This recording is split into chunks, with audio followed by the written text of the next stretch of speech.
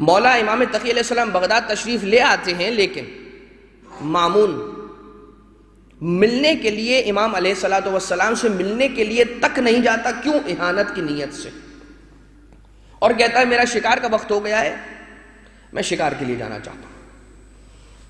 اور وہ چلتا ہے اپنے دربار سے، اپنی سواری پر سوار ہوتا ہے، شکار کے لیے بڑھتا ہے۔ ایک مرحلے پر راستے میں ایک ایسی سڑک پر پہنچتا ہے کہ جہاں پر بچے کھیل رہے تھے، اور جیسے ہی وہاں پر موجود کھیلتے ہوئے بچوں نے یہ سنا کہ بادشاہ کی سواری آ رہی ہے، ایک مرتبہ وہی ہٹو بچو والا ماحول، سارے کے سارے خوف زدہ ہو کر ایک کنارے پر ہو کر کھڑے ہو گئے تاکہ جو بادشاہ کی سواری گزر رہی ہے اسے جگہ دے دی جائے، ہم درمیان میں نہ آئیں۔ اور بادشاہ کی سواری آ کر رک جاتی ہے، جگہ تو تھی، گیا کیوں نہیں، رک کیوں گیا؟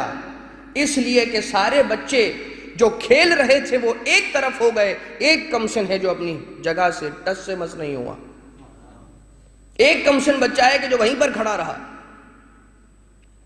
اور اس مامون نے سوال کیا کہ سب ہٹ گئے میرے راستے سے، تو کیوں نہ ہٹا؟ جگہ تو بہت تھی جانے کے لیے، کوئی جگہ کم نہیں تھی، لیکن یہ اس کی انا کا معاملہ ہے، اس کا ایک شاہی پروٹوکول ہے کہ ایک بندہ بھی راستے میں کیسے ہو سکتا ہے کہ جب میں گزر رہا ہوں سڑک خالی ہونی چاہیے، بچہ کیسے کھڑا رہ جائے؟ اور وہ بھی کمسن بچہ۔ سوال کرنا پڑا کہ تو کون ہے، تو کیوں نہ ہٹا؟ جواب دیا کہ تین ہی باتیں ہو سکتی تھی۔ نمبر ایک، اتنی جگہ نہ ہوتی کہ تیری سواری گزر جائے تو میں جگہ دینے کے لیے ہٹ سکتا تھا، مگر جگہ بہت تھی، میں نے ضروری نہ سمجھا۔ نمبر دو، میں نے کوئی جرم کیا ہوتا یا مجھ سے کوئی گناہ سرزد ہوتا کہ جس کی سزا کی پاداش میں یا جس کی سزا کے خوف میں تیرے راستے سے ہٹ جاتا، کوئی ایسی بات بھی نہیں تھی، میں نے کوئی گناہ نہیں کیا، میں نے کوئی جرم نہیں کیا، پھر میں کیوں تیرے راستے سے ہٹتا؟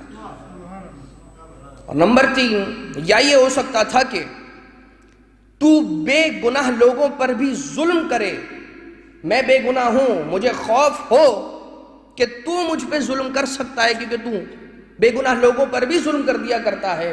اگر تو یہ مان لیتا ہے کہ تو بے جا ظلم کرنے والا شخص ہے تو ٹھیک ہے، اگر تو یہ بات مانتا ہے تو میں تیرے راستے سے ہٹ جاتا ہوں۔ کچھ نہ کہا، خاموش ہو کر چلا گیا۔ شکار کیا، شکار سے فارغ ہونے کے بعد واپس پلٹ کر آ رہا تھا، اسی راستے کو اختیار کیا، وہاں پر وہی کمسن بچہ موجود تھا، اور اس بچے کو دیکھ کر سوال کیا کہ تم ہی تھے کہ جو جاتے وقت میرے راستے میں کھڑے ہوئے تھے، اب بھی کھڑے ہو؟ کہا جی ہاں میں ہی تھا۔ کہا اگر تم اتنا علم رکھتے ہو تو پھر یہ بتاؤ کہ میں کہاں سے آ رہا ہوں اور میری اس مٹھی کے اندر کیا ہے؟ اور ایک مرتبہ امام محمد تقی علیہ السلام یہ فرمانا شروع کرتے کہ خدا تعالیٰ نے اہل زمین پر جو افراد موجود ہیں ان میں سے چند افراد پر کرم کیا، اور اپنے کرم کے نتیجے میں انہیں صاحب اقتدار بنایا۔